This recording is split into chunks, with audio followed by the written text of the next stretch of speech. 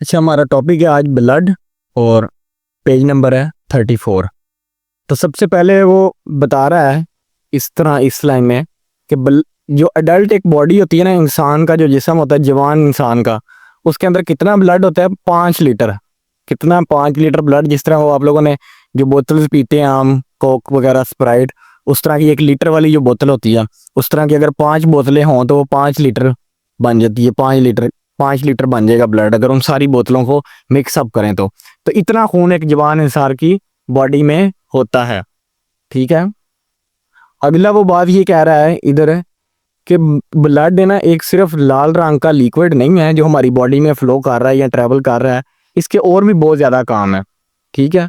तो आगे इसकी ये वाली जो है ना, ये डेफिनेशन बन जाती है कुछ। ये है, blood is a living tissue. Blood एक खुद टिश्यू है। टिश्यू क्या होते हैं?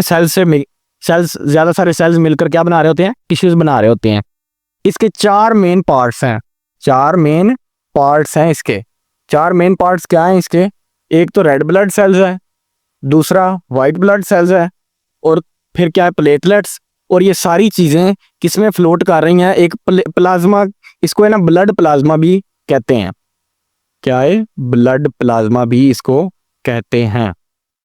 यानी कि ये तीनों चीज़ें, यानी कि red blood cell, white blood cell, platelets किसमें तैर रहे हैं? एक येलो कलर का लिक्विड है उसके अंदर तैर रहे हैं, उसको क्या कहते हैं? प्लाज्मा। अगर तो इसको हम थोड़ा सा पिक्चर के जरिए समझें तो पेज 35 पे एक बड़ी अच्छी पिक्चर बनाई हुई है उन्होंने। ये देखें पिक्चर। ये जो येलो कलर का सारा है, ये क्या है? प्लाज्मा। यानी कि ये कितना होता है? अबाउट 55% से ज़्यादा, 55% कम अज कम क्या है? प्लाज्मा है उसके अंदर। ये प्लाज्मा, प्लाज्मा के अंदर अब क्या है? ये रेड ब्लड सेल्स हैं 41%। ठीक है। उसके बाद वाइट ब्लड सेल्स हैं 4% कम अज कम, और प्लेटलेट्स 0.01। यानी कि ये सारा कुछ किस में तैर रहा है? Platelets, red blood sales, white blood sales किस में तैर रहे हैं? प्लाज्मा के अंदर तैर रहे हैं। तो इस तरह ये क्या हुआ? यानी कि जो तीनों हैं मेन पार्ट्स, 4 टोटल हैं, तो उसमें से 3 क्या हैं? वो किस में तैर रहे हैं? प्लाज्मा के अंदर। उसको क्या कहते हैं? येलो कलर लिक्विड कहते हैं प्लाज्मा को, और वो क्या है? ब्लड प्लाज्मा है। उसको बाज़ ब्लड प्लाज्मा भी कहते हैं। इंपॉर्टेंट बात है। अच्छा, हमारा जो टॉपिक है वो है रेड ब्लड सेल्स। तो रेड ब्लड सेल्स को सबसे पहले मैं एक बात बता दूं कि इनको क्या कहते हैं। इनका दूसरा नाम क्या है? एरिथ्रोसाइट्स। ये साइट्स का मतलब होता है सेल्स, तो एरिथ्रोसाइट्स इनका दूसरा नाम है। तो हम इसके पढ़ते हैं पॉइंट्स आगे। क्या है कि सबसे पहले जो सबसे ज़्यादा ब्लड में जो सेल्स होते हैं वो कौन से होते हैं? Red blood sales. Red blood cells को RBCS से भी ज़ाहिर करते हैं, ठीक है, शॉर्ट फॉर्म में। तो सबसे ज़्यादा जो सेल्स ब्लड में मौजूद हैं वो कौन से हैं? रेड ब्लड सेल्स हैं। ठीक है। मोस्ट ऑफ जैसे ये लिखा हुआ है साथ साथ, ये आसान वर्डिंग में लिखे हुए हैं, अगर किसी को यहाँ समझना है यहाँ से पढ़ लिया करो। ठीक है। Each of these is round with both surfaces hollowed in a shape called biconcave disc. मतलब ये आप लोगों को एक पिक्चर नज़र आ रही होगी अब है ना स्क्रीन पे। तो ये आप लोगों ने कन्वेक्स और कनकेव लेंस पढ़े होंगे। कनकेव लेंस क्या होता है कि वो साइडों से मोटा होता है और दरमियान से उसका क्या होता है? वो बारीक होता है। तो इसी तरह रेड ब्लड सेल्स भी है ना, साइडों से मोटे हैं और अंदर से है ना ये धंसे हुए हैं, थोड़े से अंदर को खाली है, अंदर वाली साइड बिल्कुल बारीक सी लेयर है इनके दरमियान में, लेकिन ये अंदर को बेंड हुए हैं। इस तरह ये क्या है? ये बाइकनकेव इनकी शेप का नाम है। इंपॉर्टेंट है MCQs के लिए। आगे क्या है? रेड ब्लड सेल्स के अंदर जो है वो न्यूक्लियस नहीं होता। ठीक है। जिसकी वजह से इनका जो लाइफ पीरियड वो थोड़े अरसे के लिए जिंदा रहते हैं। कितने अरसे के लिए? 100 दिन के लिए। कुछ बुक्स में 100 से 120 दिन भी लिखा हुआ है। ठीक है। उसके बाद क्या है? Like all said red blood cells have a cell membrane. यानी कि इसके अंदर सेल मेम्ब्रेन होती है। ठीक है। जिस तरह अब हमारी बॉडी है ना, हमारी बॉडी की आउटर लेयर क्या है? ये स्किन होती है। स्किन के अंदर ही सारा कुछ है, ऑर्गन्स है, लिवर है, और यानी कि जो भी body organs, blood vessels, arteries, सब कुछ क्या है? और सब क्या है? स्किन के अंदर है। इसी तरह जो सेल्स की जो स्किन होती है उसको हम सेल मेम्ब्रेन कहते हैं। ठीक है। तो इनके अंदर क्या होती है? सेल मेम्ब्रेन होती है। लेकिन इनकी जो सेल मेम्ब्रेन है ना वो इलास्टिक होती है। इलास्टिक मतलब लचकदार। इसका मतलब है लचकदार।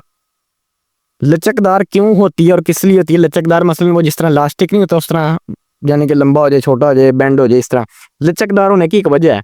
ये जो रेड ब्लड सेल्स है ना, इन्होंने red this allows the cell, यानी कि ये इनको ये फायदा होता है इससे इलास्टिसिटी का कि ये ना अपनी शेप वगैरह जो है ना वो चेंज कर लेते हैं, क्योंकि इन्होंने छोटी से छोटी ब्लड कैपिलरीज में से गुजरना होता है। वेन्स के बाद ब्लड जब कैपिलरीज में आता है ना, कैपिलरीज छोटी छोटी होती हैं, तो वो आगे कैपिलरीज से होती हैं टिश्यूज असल में।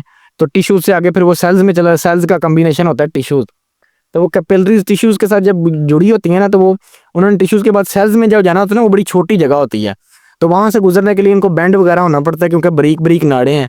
तो इसलिए ये क्या करती हैं, अपनी शेप चेंज कर लेती हैं, जिसकी वजह से ये तंग से तंग नालियों से भी गुजर जाती हैं। उसके बाद ये जो आखिरी पॉइंट है ये इसका फंक्शन है, लेकिन उससे पहले ये वाला एक पढ़ लेते हैं कि जो एक ड्रॉप होता है ना ब्लड का, उसके अंदर कितने 5 मिलियन रेड ब्लड सेल्स होते हैं एक ड्रॉप के अंदर। और ये फंक्शन से पहले एक और चीज़ ये पढ़ लेते हैं कि ये जो यूएस नेशनल लाइब्रेरी है ना ऑफ मेडिसिन, उसके मुताबिक रोजाना 170 बिलियन रेड ब्लड सेल्स रोजाना रिप्लेस होते हैं, कुछ मर रहे हैं कुछ नए बन रहे हैं। तो जो मर जाते हैं रेड ब्लड सेल्स वो कहाँ होते हैं, वो लिवर में स्टोर होते हैं दरअसल, ठीक है। ये इन्होंने लिखा है कि वो ये टूट रहे हैं या मर रहे हैं वो कहाँ पे, लिवर में टूट रहे हैं, लेकिन लाजमी नहीं है, बॉडी में कहीं पे भी टूट सकते हैं। तो ये स्टोर असल में लिवर में हो जाते हैं, उनके अंदर से फिर जो चीज़ें काम की होती हैं वो रख लेते हैं, हीमोग्लोबिन वगैरह, तो फिर वो नए में इस्तेमाल हो जाती हैं। New red blood cells are made in the bone marrow. जो नए रेड ब्लड सेल्स बनते हैं ना वो कहाँ पे बनते हैं, बोन मैरो में, which fills the centre of the larger bone. ये बोन मैरो जो होता है ना, दरअसल ये जो हड्डियाँ होती हैं ना, हड्डियों के गूदे वाली हड्डी या मोटियाँ जो हड्डी होती हैं, जो जिस तरह बकरे की हड्डियाँ होगी आप लोगों ने देखी होगी, तो उसके अंदर वो एक लिक्विड, वो चिपचिपा सा एक होता है कोई चीज़ एक, ठीक है, लिक्विड तो नहीं होता, चिप सा होती है वो, है उसको क्या कहते हैं, गूदा कहते हैं उसको दरअसल, है वो मिख वाली हड्डी जो कहते हैं आप लोग घरों में। तो उसके वो असल में वो उसने क्या होता है, हड्डियों को गूदे ने भरा होता है, और उधर बोन, उस चीज़ को बोन मैरो कहते हैं उस गूदे को, और वो उधर असल में ये रेड ब्लड सेल्स क्या होते हैं, बन रहे होते हैं। तो ये जो है ना, एक इसमें ये सिमिलैरिटी ये है कि ये जो है ना वाइट ब्लड सेल्स और रेड ब्लड सेल्स ये कहाँ पे बनते हैं, ये बोन मैरो में बनते हैं। ये एक इसके अंदर सेल, ये इनकी क्या है सिमिलैरिटी है, ये जो है रेड ब्लड सेल और वाइट ब्लड सेल, एक ये सिमिलैरिटी है बड़ी इंपॉर्टेंट कि ये कहाँ पे बनते हैं, बोन मैरो में बनते हैं। और दूसरी सिमिलैरिटी इनकी ये है कि ये दोनों के अंदर सेल मेम्ब्रेन होती है, ये वाली जो है ना, ये वाइट ब्लड सेल्स में भी होती है और रेड ब्लड सेल्स में भी होती है। किसी ने पॉइंट्स ऊपर वाले नहीं समझ आए तो ये लिखे हुए हैं सारे, यहाँ स्क्रीनशॉट ले लो एक दफ़ा, तो इनको पढ़ लो बेशक। उसके बाद हम आखिरी पॉइंट की तरफ चलते हैं कि इनका फंक्शन है रेड ब्लड सेल्स का, इंतहाई इंपॉर्टेंट क्वेश्चन है पेपर के लिहाज से भी। वैसे ये भी लिखा हुआ है नीचे, मैंने अपनी वर्डिंग में भी लिखा है और ये बुक वाला भी है। तो जो सबसे मेन काम है ना रेड ब्लड सेल का, ये लो, ये स्क्रीनशॉट ले लो अगर किसी में लेना है तो, ठीक है। तो बाकी समझ लो, अब जो मेन काम है रेड ब्लड सेल्स का, जो फंक्शन है वो क्या है, ऑक्सीजन को लंग से ट्रांसपोर्ट करना पूरी बॉडी के सेल्स तक। सबसे इंपॉर्टेंट काम क्या है कि लंग से उन्होंने ब्लड को लेके, ब्लड के जरिए ऑक्सीजन को लेके आना है लंग से और हर सेल तक पहुंचाना है। किसने, ये रेड ब्लड सेल्स ने। अच्छा, ये होता कैसे है, red chemical called haemoglobin gives red blood sales their colour, यानी कि एक हीमोग्लोबिन के अंदर एक केमिकल है, कह लो ये जो हीम होता है ये ब्लड होता है इसका मतलब, और ग्लोबिन एक प्रोटीन होती है, ठीक है, ब्लड के अंदर प्रोटीन यानी कि, ठीक है। तो ये जो हीमोग्लोबिन है ये ब्लड को एक तो रेड कलर देता है, ठीक है, एक काम तो इसका ये है। And it is the haemoglobin which carries oxygen. Haemoglobin एक असल में मैग्नेट होता है, कह लो जिस तरह मैग्नेट है ना, मैग्नेट ये किसके साथ, लोहे के साथ सिर्फ अटैच होता है, ठीक है ना। और ये जो ऑक्सीजन है ना ये भी असल में किसके साथ, हीमोग्लोबिन के साथ अटैच हो जाती है, यानी कि इसके साथ चिपक जाती है। तो जब रेड ब्लड सेल्स के साथ लंग्स में चिपक जाती है यानी कि हीमोग्लोबिन के साथ, तो वो फिर पूरी बॉडी के सेल्स में चली जाती है, वहां से आगे जाके वहां पे सेल्स तक पहुंच जाती है, और फिर वो सेल्स उसको ऑब्जॉर्ब करके क्या करते हैं, डीऑक्सीजनेटेड ब्लड को आगे भेज देते हैं। दोबारा ये इस वाला पॉइंट समझ लें, रेड ब्लड सेल्स, ये असल में गलती से लिखा गया वाइट ब्लड सेल, ये रेड ब्लड सेल्स है। Red blood cells can transport oxygen from lung to every cell of the body. यही असल बात है कि ऑक्सीजन को हर सेल्स तक पहुंचाते हैं, कहाँ से, लंग से लेते हैं और पूरी बॉडी के सेल्स में। A red chemical called haemoglobin, haemoglobin एक रेड केमिकल है जिसको कहते हैं, और वो रेड कलर देता है सेल्स को, रेड ब्लड सेल्स को, और कैरी ऑक्सीजन, ऑक्सीजन को कैरी करता है हर to every cell of the body, हर बॉडी के सेल तक। तो ये था हमारा, इसके अंदर दो सिर्फ सिमिलैरिटीज हैं यानी कि वाइट ब्लड सेल और रेड ब्लड सेल्स की, बाकी सारी डिससिमिलैरिटीज हैं। और उम्मीद है क्वेश्चन अगर आया तो वो कंपैरिजन अगर कहेगा तो कंपैरिजन में दोनों लिख रही है, सिमिलैरिटीज और डिससिमिलैरिटीज भी, और अगर वो सिर्फ डिफरेंसेस कहे तो फिर सिर्फ डिफरेंसेस ये वाले लिखने हैं। अब हम आगे चलते हैं वाइट ब्लड सेल्स की तरफ, जो इससे ज्यादा इंपॉर्टेंट टॉपिक है हमारा। सबसे पहला पॉइंट, वाइट ब्लड सेल्स का क्या नाम है, दूसरा लिम्फोसाइट्स। साइट्स वही वर्ड आ गया ना, साइट्स का मतलब क्या है, सेल्स, ठीक है। तो इनका दूसरा नाम क्या है, लिम्फोसाइट्स। अब इसके पॉइंट्स देखते हैं। अच्छा, ये जो है ना मुख्तलिफ टाइप्स होती हैं, वाइट रेड ब्लड सेल्स की टाइप्स नहीं थी हैं, ठीक है। तो ये जो वाइट ब्लड सेल्स है ना, इनकी कुछ टाइप्स हैं, यानी कि मुख्तलिफ किस्म की टाइप्स होते हैं। वाइट ब्लड सेल मुख्तलिफ किस्म की होती हैं। सबसे पहला पॉइंट, ईच टाइप है द डिफरेंट शेप्ड न्यूक्लियस। हर जो टाइप है उसका मुख्तलिफ शेप का जो है ना न्यूक्लियस जो है ना, हर वाइट ब्लड सेल की जो टाइप है उसका अलहदा, उसकी जो न्यूक्लियस की शेप होगी वो अलहदा होगी। बहुत इंपॉर्टेंट पॉइंट। नेक्स्ट क्या है, on average a white blood cell is about twice as big as a red blood cell. Size में एवरेज वो वाइट ब्लड सेल्स होते हैं ना, एवरेज वाइट ब्लड सेल वो 2 गुना रेड ब्लड सेल्स के साइज से बड़ा होता है। यानी कि जो एक आम वाइट ब्लड सेल है ना, फर्ज करो ये वाइट ब्लड सेल है तो ये रेड ब्लड सेल होगा, यानी कि इससे 2 गुना बड़ा है, यानी कि वाइट ब्लड सेल, आम जो वाइट ब्लड सेल है। अच्छा, as they have a nucleus, यानी कि अब इसके अंदर न्यूक्लियस तो है, यानी कि ये उसने पहले ही बता दिया, ठीक है। इसकी वजह से क्या होगा कि इनका जो लाइफ स्पैन है वो क्या है, ज्यादा है। उनका तो 100 से 120 दिन था ना, लेकिन इनका क्या है, लाइफ स्पैन क्या है, ज्यादा है। White blood cells are made in the bone marrow, ये पहले भी पढ़ चुके हैं। ये एक सिमिलैरिटी है इनके अंदर, क्या है, सिमिलैरिटी है। बाकी न्यूक्लियस वगैरह उसमें नहीं होता, इसमें है। और सेल मेम्ब्रेन भी दोनों में है और बोन मैरो भी दोनों में है। ये वाहिद 2 सिमिलैरिटीज हैं, एक ही बुक में लिखी हुई थी लेकिन मैंने दूसरी भी किसी तरह बना दी थी, सेल मेम्ब्रेन वाली, ठीक है। तो सेल मेम्ब्रेन का इसमें जिक्र नहीं है दरअसल, इसलिए वो मैंने लिख दी थी, लेकिन इसमें सेल मेम्ब्रेन होती है। ये भी कहाँ पे बनते हैं, बोन मैरो में बनते हैं, और ये ज्यादा दिन, उससे ज्यादा दिन जिंदा रहते हैं, ठीक है। ये पॉइंट लिखा हुआ है, किसी को यहाँ समझना है आसान लफ्जों वाला। White blood cells help to defend the body against. अच्छा, अब है ना ये फंक्शन आगे इसका आ गया, तो वो पढ़ने से पहले हम लोग एक और चीज पढ़ लेते हैं कि ये जो 1 mm क्यूब ऑफ ब्लड है, there are about 6000 white blood cells, यानी कि 1 mm क्यूब जो होता है ना ब्लड का ड्रॉप, ये किस्म का होता है ये भी, उसके अंदर कितने 6000 वाइट ब्लड सेल्स होते हैं। WBCS से इनको जाहिर करते हैं, ठीक है। उनके अंदर क्या था, 5 मिलियन रेड ब्लड सेल्स थे। अच्छा, अब ये फंक्शन है वाइट ब्लड सेल्स का, जिस तरह ऊपर पढ़ा था ना, इसका फंक्शन थोड़ा ज्यादा है। अच्छा, इसका जो मेन काम है ना, जो आम लफ्जों में अगर कहें ना वाइट ब्लड सेल्स का क्या काम होता है, तो ये बॉडी के जो अंदर जो जरासीम आ जाते हैं या डिजीजेज होती हैं, वायरसेस आते हैं, बैक्टीरिया होते हैं, उनसे लड़ता है। यानी कि एक किस्म का ये हमारा आर्मी का काम करता है, ये फौजी हैं। वाइट ब्लड सेल्स क्या है, हमारी बॉडी के फौजी हैं। फौजियों का क्या काम होता है कि दुश्मन से लड़ाई करना और उनको मार के भगाना या उनको मार देना। तो ये क्या करते हैं, ये जरासीमों को मारते हैं, हमारी बॉडी के फौजी हैं, हमारी बॉडी की हिफाजत करते हैं। सबसे पहला point, white blood cells help to defend the body against diseases, यानी कि वाइट ब्लड सेल क्या करते हैं, हमारी बॉडी को जरासीमों के खिलाफ लड़ने में मदद फराम करते हैं। They are constantly on look out for harmful bacteria which destroy the engulfing them.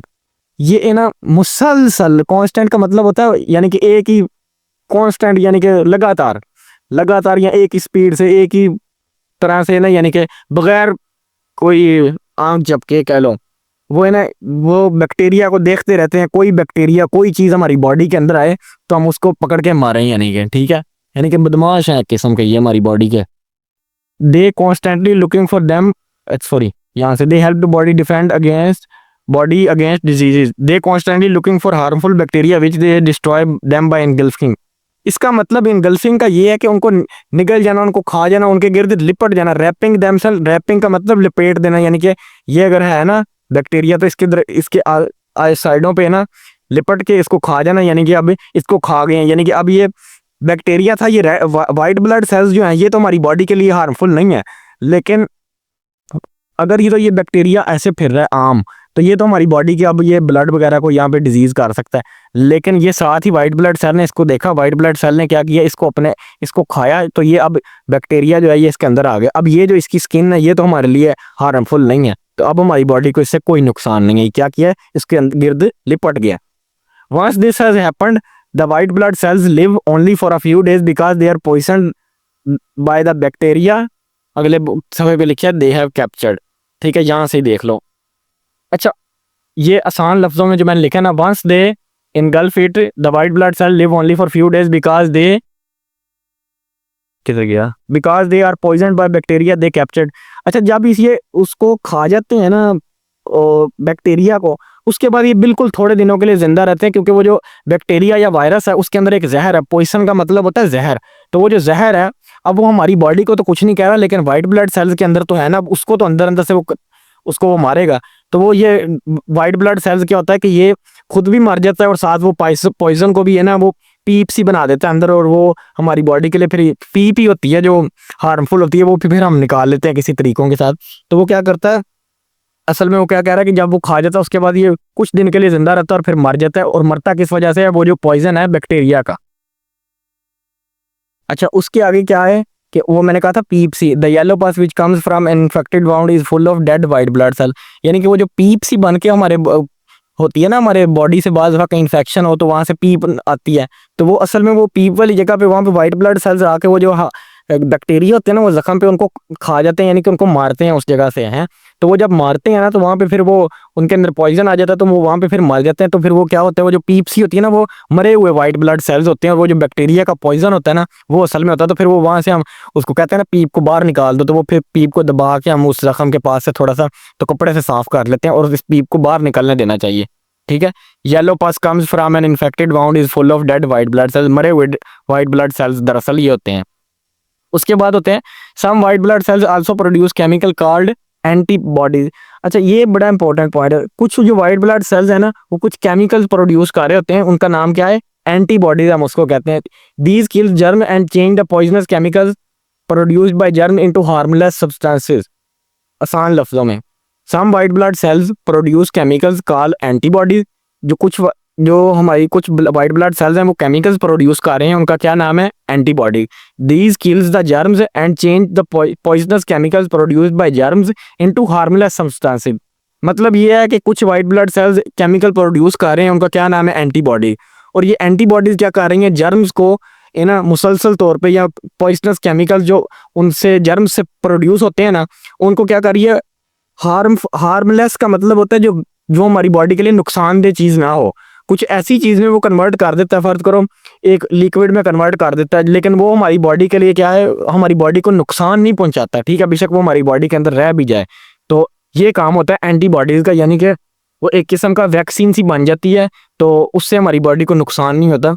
जिस तरह वो कोरोना की हमने वैक्सीन लगाई थी ना, तो वो कोरोना की जो वैक्सीन थी वो असल में एंटीबॉडीज ही होती हैं दरअसल, यानी कि वो वायरस को फिर उन्होंने पहले कमज़ोर किया होता है, कमज़ोर करके वो यानी कि हमारी बॉडी के जो सेल्स हैं वो वाइट ब्लड सेल्स हैं वो आदी हो जाते हैं कि इस चीज़ को हमने किस तरह मारना है। यानी कि जिस तरह वो क्रिकेट जो देखते हो आप लोग, जो नया बैट्समैन आता है उसका नहीं पता होता बॉलर्स को कि इसको हमने किस तरह आउट करना है।